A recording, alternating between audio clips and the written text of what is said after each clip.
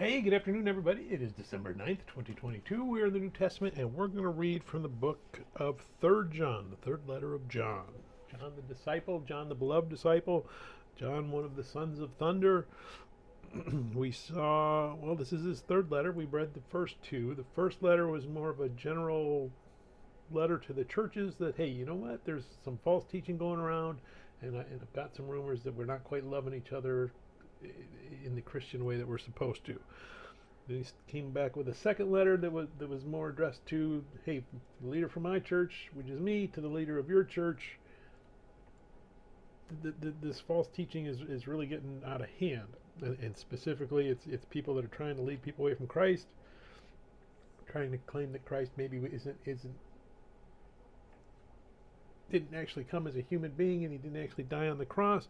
And he was saying, hey, you know what, the Christian love is to welcome people and tolerate people, but when you got people that are trying to lead people away from Christ, we don't need to tolerate those. We need to get rid of those people and send them on their way.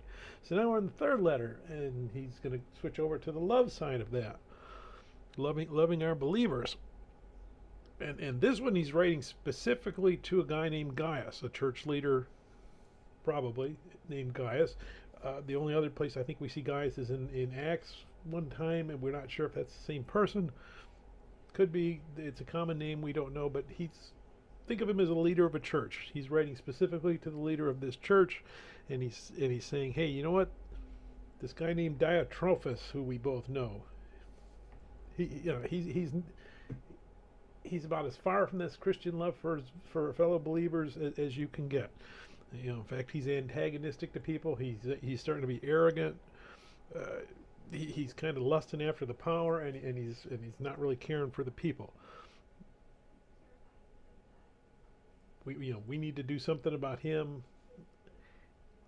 And he talks about this guy named Demetrius, who is probably the guy that took the letter to Gaius, and he's saying, look, this is a good guy, this is an example of a good guy, and he probably knows more of the details that aren't in this letter to explain it to him.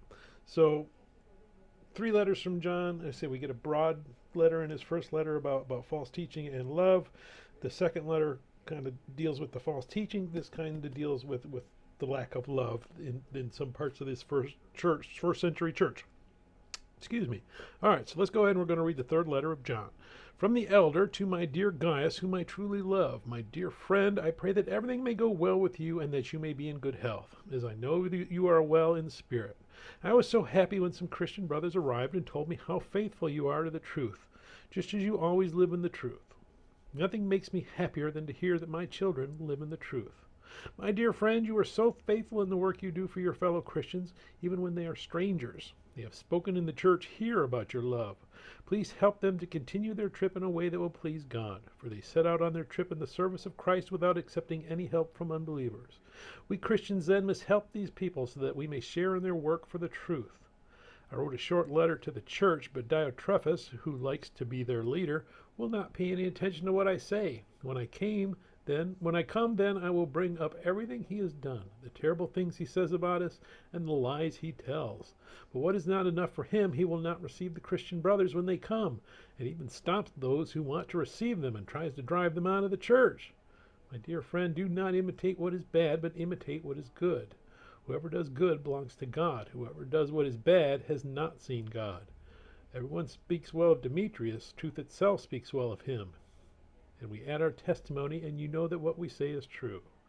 I have so much to tell you, but I do not want to do it with pen and ink. I hope to see you soon, and then we will talk personally. Peace be with you. All your friends send greetings. Greet all our friends personally.